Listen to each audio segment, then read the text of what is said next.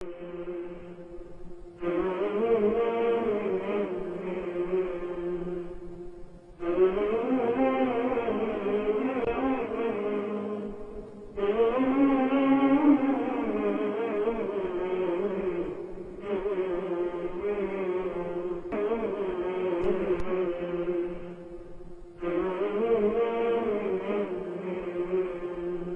کو کس نے پیدا کیا؟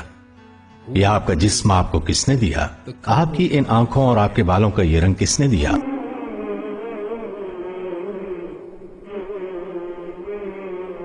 یہ فیصلہ کس نے کیا کہ آپ کی قد و قامت کیا ہونی چاہیے اور آپ کی جلد کا رنگ کیا ہونا چاہیے؟ دوسری مخلوقات کے درمیان بالآخر آپ کو کس نے پیدا کیا؟ زمین و آسمان اور ان کے مابین تمام تر مخلوقات کے درمیان کس نے پیدا کیا ہے آپ؟ خلا کی ان گہرائیوں میں وہ کون ہستی ہے جس نے سورج اور دیگر ستاروں کے مابین ایک باہمی نظم و ضبط پیدا کیا؟ اکثر لوگ ایسے سوالات کا کم و بیش ایک ہی جواب دیتے ہیں، وہ یہ کہتے ہیں کہ ہم سب کو اللہ تعالیٰ ہی نے تو پیدا کیا ہے، اور اس میں تو کچھ شک ہی نہیں کہ وہی ہمارا خالق ہے۔ لیکن کیا آپ کو اچھی طرح علم ہے کہ وہ اللہ تعالیٰ کون ہے جس نے ہمیں اور تمام تر کائنات کو تخلیق کیا؟ جی ہاں، جو خالق ارض و سما بھی ہے اور چھوٹی سے چھوٹی اشیاء بھی اسی کی تخلیق کردہ ہیں۔ یہ فلم جو آپ دیکھ رہے ہیں دراصل آپ کو ہم سب کے خالق و مالک اللہ تعالیٰ سے متعارف کرانے کے لیے بنائی گئی ہے۔ وہ اللہ تعالیٰ جو ہماری شہرک سے بھی زیادہ قریب ہے، اپنے ان اسماء الحسنی کی بدولت جو قرآن مجید میں مذکور ہیں۔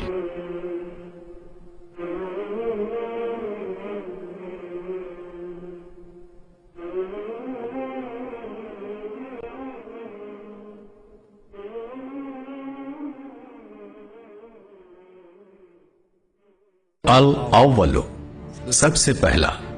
سورۃ الحدید کی آیت نمبر 3 میں ارشاد خداوندی ہے، وہی پہلے ہے اور وہی پیچھے ہے، وہی ظاہر ہے اور وہی مخفی ہے، اور وہ ہر چیز کا خوب جاننے والا ہے۔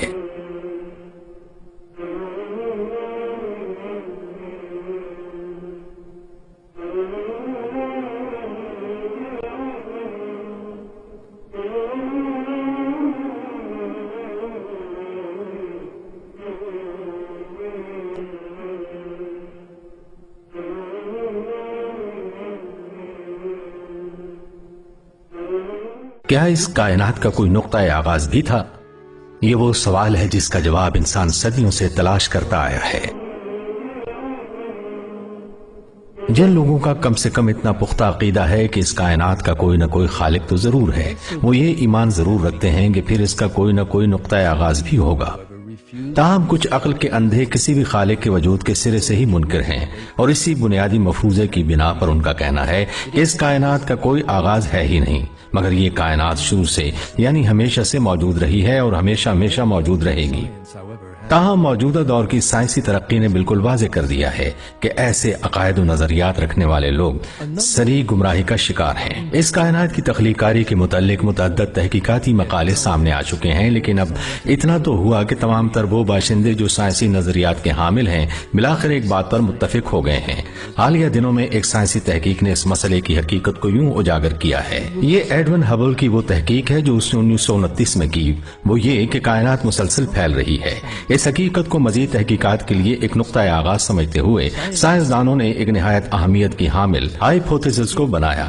اسے یوں سمجھیے کہ اگر اس کائنات کے پھیلنے کے اوقات کار کو الٹ چکر میں ڈال دیا جائے تو پھر تو یہ پوری کائنات ایک تجسیم ہونے والے نظام دکھائی دے گا، جیسا کہ مثال کے طور پر کوئی بہت بڑا ستارہ بتدریج چھوٹے سے چھوٹا ہوتا جا رہا ہو۔ اس لحاظ سے قابل یقین نتیجہ جو اخذ کیا جا سکتا ہے وہ یہ ہے کہ اس کا پھر کہیں نہ کہیں جا کر کوئی تو نقطہ آغاز ہے نا۔ دوسرے لفظوں میں اسی الٹ چکر کو سیدھا کر کے سمجھیں تو یہ کائنات در حقیقت اسی ایک نقطہ آغاز کے بعد ہی پھیلنا شروع ہوئی جو ایک دھماکے کی صورت میں ہوا۔